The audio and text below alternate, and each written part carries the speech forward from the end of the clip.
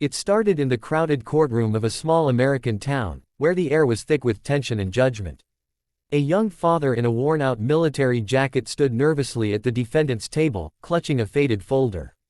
His name was Ethan Walker, a single dad and a veteran who had given everything for his country, but today, it wasn't bullets or bombs he faced.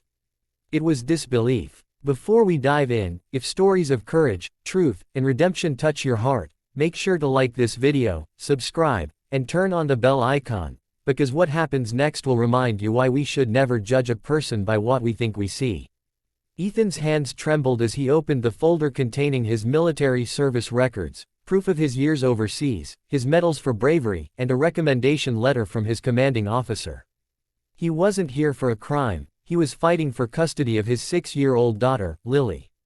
The child sat quietly in the back row, her white eyes filled with confusion and hope. Across the courtroom, his ex-wife's lawyer smirked, whispering something to her as the judge, a stern, silver-haired man named Judge Halbert, adjusted his glasses. "So, Mr. Walker," the judge said with a hint of sarcasm, flipping through the papers, "you claim to have served in combat and earned these medals. Tell me, where exactly did you get them? A pawn shop?" A ripple of laughter moved through the courtroom. Ethan's face flushed with embarrassment. "Sir, those are real." Real?" The judge interrupted, raising an eyebrow. "You expect me to believe that a man who can't even keep a steady job was some kind of war hero?" Ethan swallowed hard, his voice breaking. "I had to leave the service when my wife left us, sir. I needed to take care of Lily. But I served my country honorably." The judge sighed impatiently. "You've got no proof other than a few shiny trinkets. Frankly, this looks like a stunt to gain sympathy." Ethan's attorney tried to speak, but the judge waved him off. "I've seen people try to manipulate the court with lies before. I won't be fooled by another sob story." Lily began to cry softly, whispering, "Daddy, why is he being mean?" Ethan knelt beside her, his voice gentle. "It's okay, baby. Just trust me." The courtroom door creaked open suddenly, drawing everyone's attention. A man in full military uniform stepped in, his chest heavy with medals and badges. He was tall, commanding, and his presence silenced the entire room.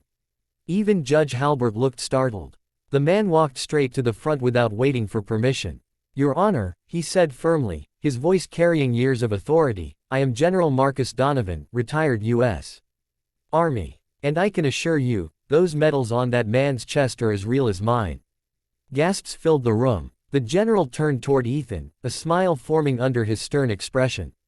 "Sergeant Walker," he said warmly, "I've been looking for you. You saved my unit outside Kandahar. You carried 2 men through enemy fire when everyone thought they were gone. You're the reason I'm standing here today." Ethan's eyes welled with tears. "General, I didn't think you'd remember."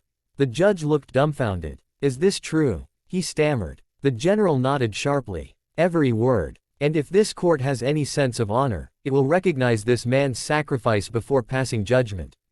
Suddenly, the entire mood shifted.